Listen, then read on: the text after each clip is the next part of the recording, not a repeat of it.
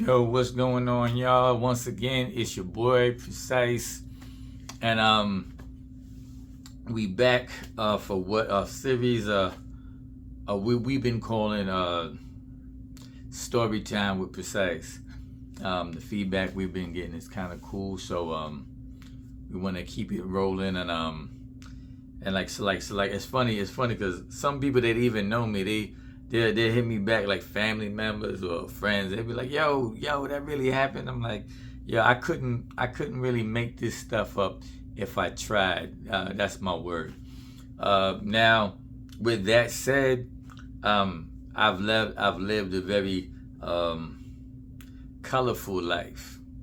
So if you ain't really been in my circles or been in the circles to see the type of things I seen, you might say, hey, I don't know, that's kind of way out. That's hard to believe. So for you, this might just be entertainment. But I tell you, like I repeat again, couldn't make this stuff up as I tried, if I tried to. So, but the best way I feel to let it out is in a story. So, this one got this story here, and this story I'm gonna tell you, I got 3 parts. So we gonna call this Bigger Than Science, Nonfiction, Part 1. There's gonna be 3 parts of this: Part 1, Part 2, and Part 3. This one right here is Bigger Than Science, Nonfiction, Part 1. And we're gonna go back on this one. Y'all ready, y'all? Like I said, I couldn't make this up with travel. We're gonna go back to, I think I was maybe about, we're gonna go back to when I was like 19. Yeah, we like 19, somewhere around there, like I think about 19. Now, I was dating this girl from Mount Vernon. And for those of y'all who don't know, I'm from Staten Island, NY, all day. But but I had a girl that I had met in Job Corps. For those of y'all didn't catch the Job Corps story time with Precise, you need to go back and check that one. But I was dating this girl from Mount Vernon, and like I said, yeah, and I'm from Staten Island, so some of the names, because I don't know who want their name out there now, so names and things like that to be switched, because some people just don't want their stuff out there like that. So anyway, I'm dating this girl from Mount Vernon, I'm around 19 years old, and she wanted to come visit me on Staten Island. So I'm like, all right, I'm still staying with my mom. I'm at my mom's crib, so I'm telling my moms that this girl is coming out here, and would it be okay if she stayed over now? Now, for those of you I don't know, like my mom's Bible warrior, prayer warrior through and through. So there was no way, even if my mom let her stay, there was no way that my mom was gonna let this young lady stay in the same room with me. I remember my daughter at the time was about 1 year old. But anyway, like I said, so the girl comes from Mount Vernon. My mom agrees to let her stay. She got to stay up in the room with my sisters and them upstairs. I'm downstairs, right? So at that time, I think I was trying to make some extra money. I was working on a moving truck. I still remember the company, Best Movers. I was working, doing work with them. I don't even know if they're in existence anymore. But I had got off the truck. And I was coming to the house, and the front window was cracked, so I could hear, something going on in the house. So, I peeked in the window, and my mom got her prayer warrior partners up in there, like, for those who don't know, like my moms and her people, they used to get it in. They be praying, getting it in the house. There was like the prayer warrior team, the intercessors, I didn't know that terminology at the time, but they heavy into intercession. So I peep in the window, but when I peep in the window, I see they got my girl. They got my girl at the time in the middle of the prayer circle. They praying for her. So I said, well, you know what? I ain't going in. I ain't really want no parts of that at that time, so I'm not going in there. And while they praying for her, I seen her boom drop. The girl dropped down, hit the floor. So I was like, dog, like, okay, I know she wasn't the type to fake that. So I just stood outside. I said, let them finish. I think I lit up a cigarette and just let them. I was smoking outside the front of the house till my mom's friends finished what they was doing. So when they was all leaving, they saying hello to me. I'm saying hi to them, goodbye. I come back in the house, so I start talking to the young lady who is, as you could imagine, she's bugging out at what just happened. So now when we alone downstairs, she's talking to me about, oh, what you thinking about what your mother and them was saying about, you got a soul and Jesus died for you and the devil and he's after you and he wants to corrupt your soul and all this stuff. So now in my mind at the time, I'm thinking, oh no, man, they got in her head. Now I have my little nefarious plan for the night, and now it seemed like this is gonna ruin my night or what I wanted to do.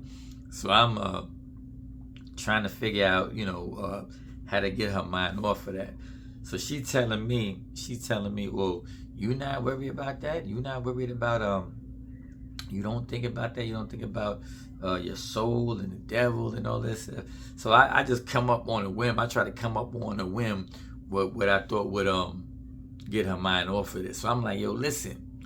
I said, I'm not. She said, you not worried about the devil? I'm like, no.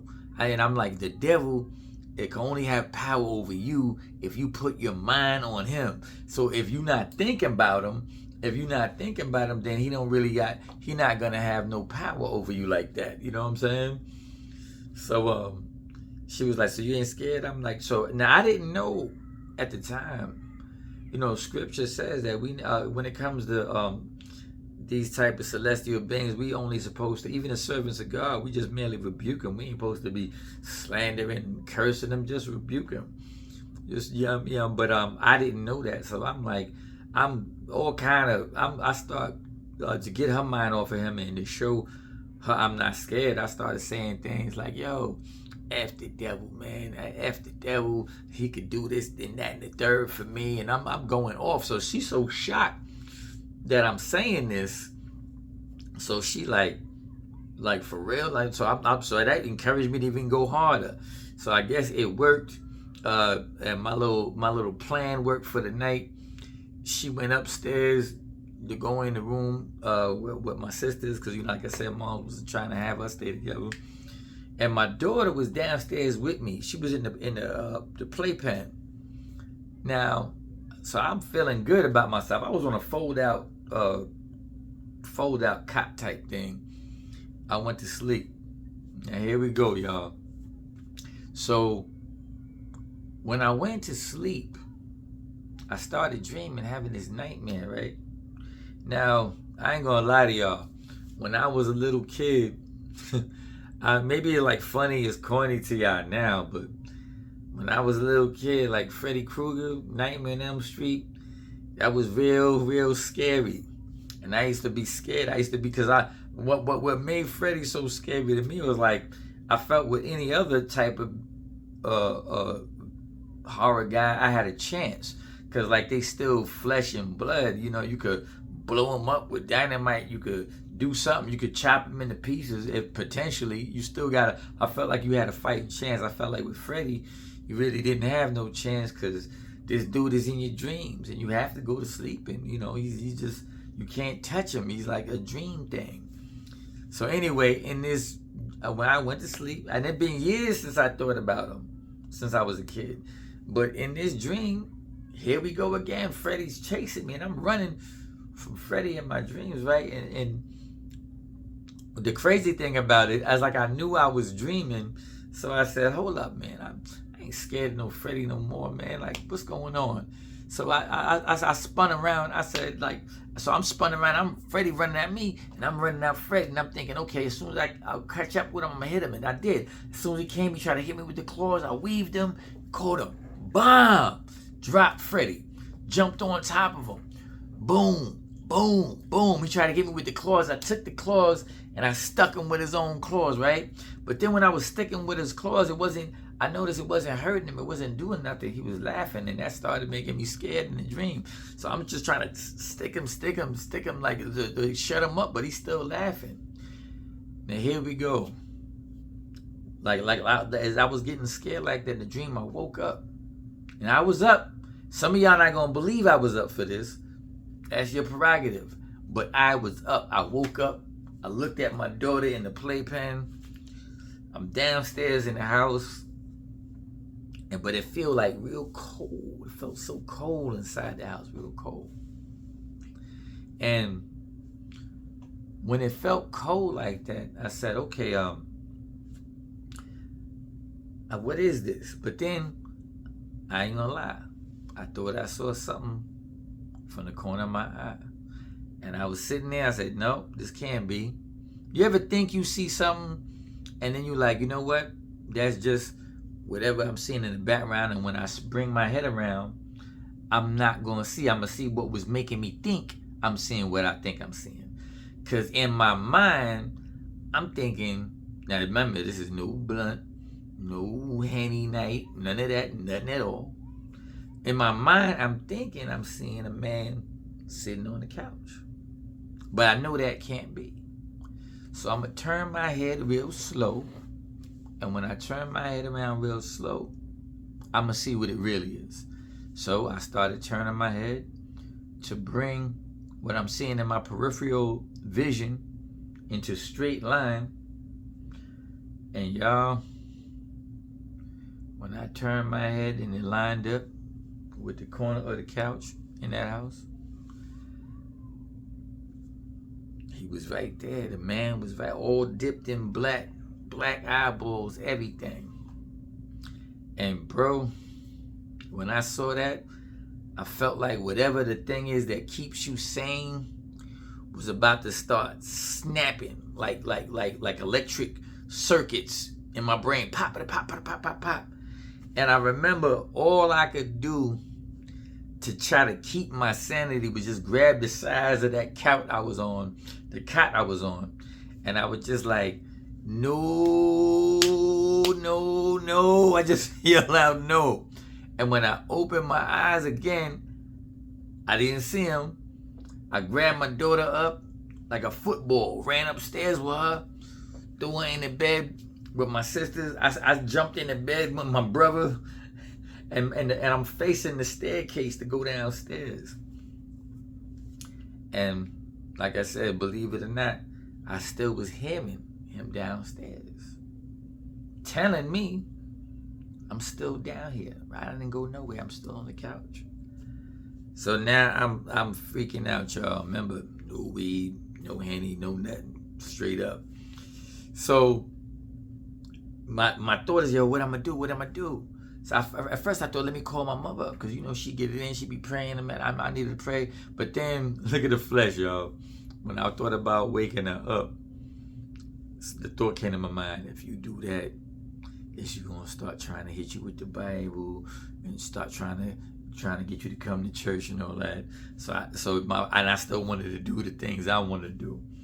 So I didn't wake her up. So I figured, well, maybe let me just call on Jesus myself. So I looked up, and all I said was this, y'all. All I said was, Jesus, please help me. Now, I ain't gonna, that's all I said. But then I don't I could explain it in Christian terminology now, but all I'm gonna just tell you, I felt something like rising up from my legs, went up, and it felt good, and I felt like I knew this was God, but then I started getting more scared of God than I was of what was downstairs, and I was literally shaking my legs like, no, get off me. And it went, and the feeling went away. But just like that, because of that presence that was on me, it's like I knew that nothing was in the house no more. I didn't tell my mother about what happened. Didn't tell nobody. But when the feeling was going away, tears had come down my eyes. Now for me, that was a big thing, because at a certain point in my teenage life, I just said nobody's ever gonna make me cry again. But when that happened, boom, tears come down my eyes. So the next day, everybody was in the backyard, and I'm still tripping on what happened the next night. And I went upstairs to the bathroom, and I looked in the mirror, and I looked up. I was in the bathroom. I looked at myself in the mirror, then I looked up, and I said, Jesus, if that was really you, make me cry again. Bring a tear to my eye again. And that same feeling came back all over me, and tears came down my eyes. And I wiped my eyes, and I got kind of sad, y'all, because I knew I wasn't going to live. I knew I wasn't going to live right then. I knew my feet was still on the path they was on right then. And I didn't, and I guess but because I didn't submit that at that point in life, I knew I'm telling you, that's why the name of this is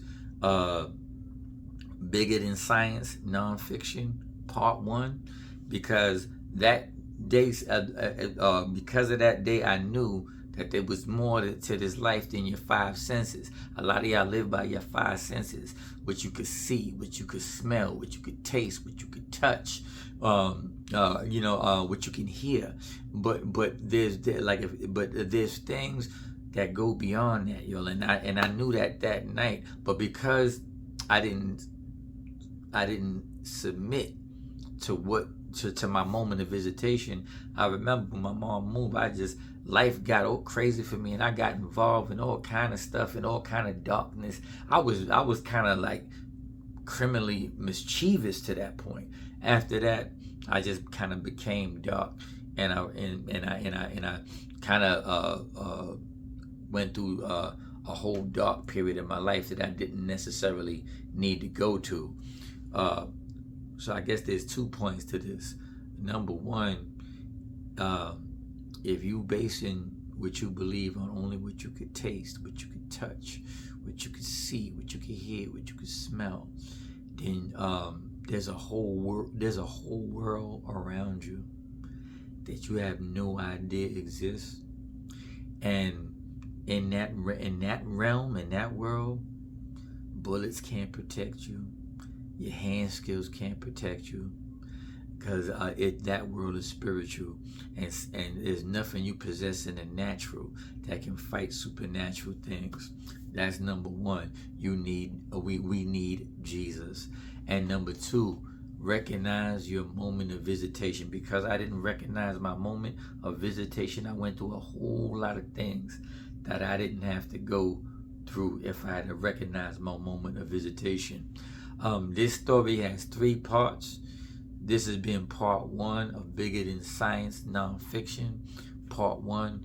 I'm gonna go right into part 2, Bigger Than Science part 2. What happened? Now it's gonna skip ahead about 2 years, about 2 or 3 years from that moment, and we're gonna get into part B. This has been Story Time with Precise.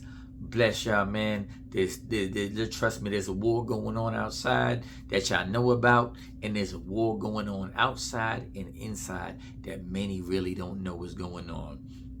The Bible says we wrestle not with flesh and blood, but against spiritual wickedness in high places. You got to know what's out there, and so you can know how to fight it. Jesus is how you fight it. God bless. We're going to be back with Story Time, Precise Part 2, Bigger Than Science Nonfiction.